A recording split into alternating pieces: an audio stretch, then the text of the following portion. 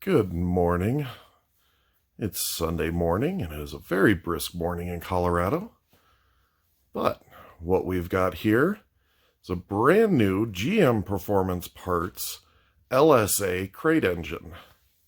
It's a 556 horsepower crate engine, and we are going to void the warranty.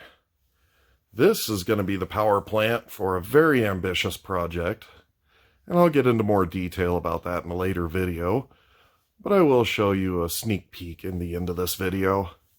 So, we are going to take this motor apart. We're going to upgrade a lot of the internals in this engine, and let's see a little bit of what we're going to do.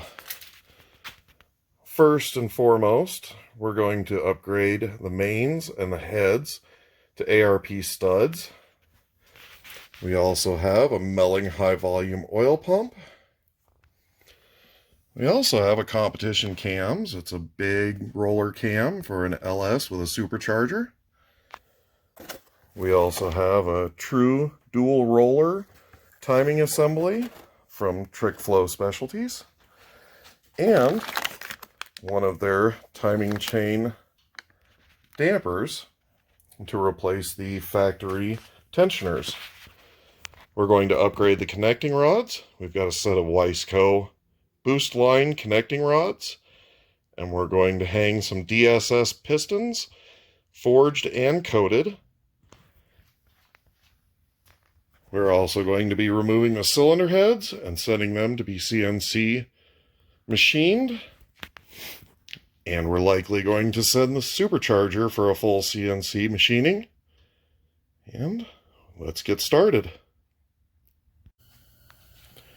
Alright, first step, we're going to remove the fuel rail, the fuel injector wiring harness, which also incorporates the coil harness. We're going to start on the back side of the supercharger. There's a bracket on both sides that holds this large plug. There's also 2 bolts on each side of the fuel rail and 1 bolt right in the middle of the crossover tube.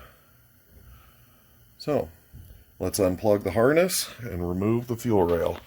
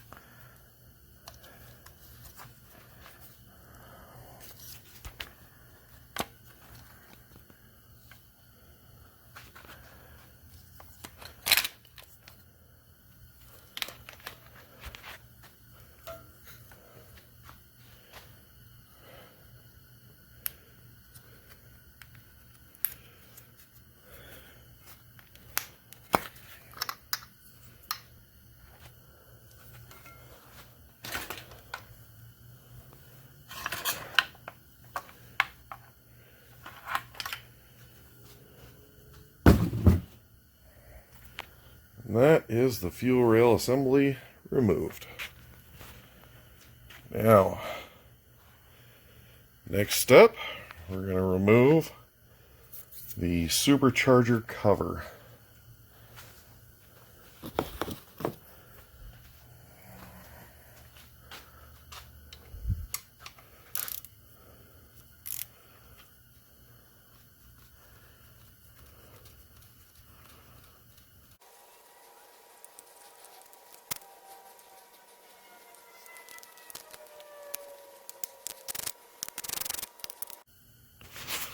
Alright, with all 17 bolts removed from the supercharger cover, we're now going to remove the cover.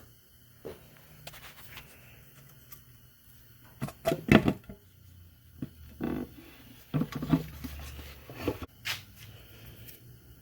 here is the supercharger.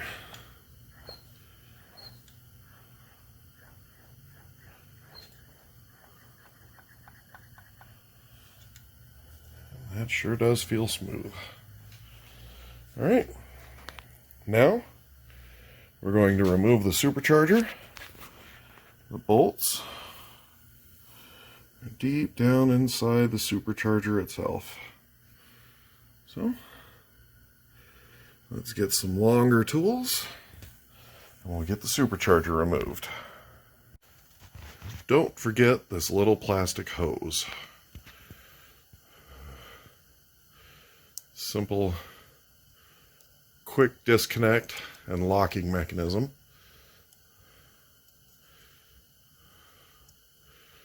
Pretty easy. All right, here we are down to a long block. Big rectangular port LS3 style cylinder heads. And now, time to take off the heads.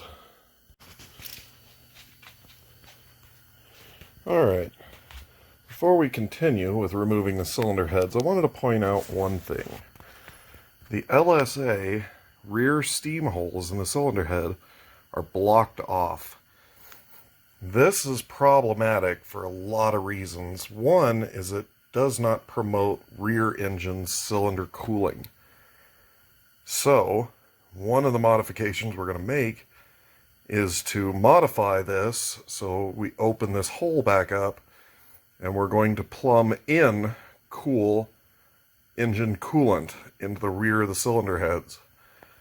So, I'll provide a picture of what that looks like.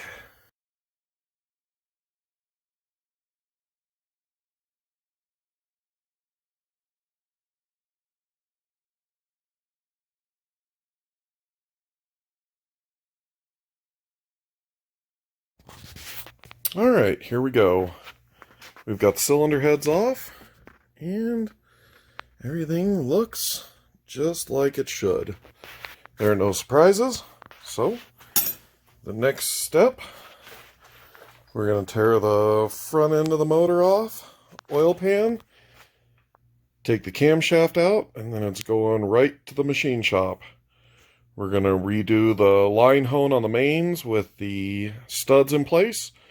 We're going to hone the cylinders 5 over for the new pistons. Make sure we got really good cylinders with the head studs. And we'll come back with reassembly soon.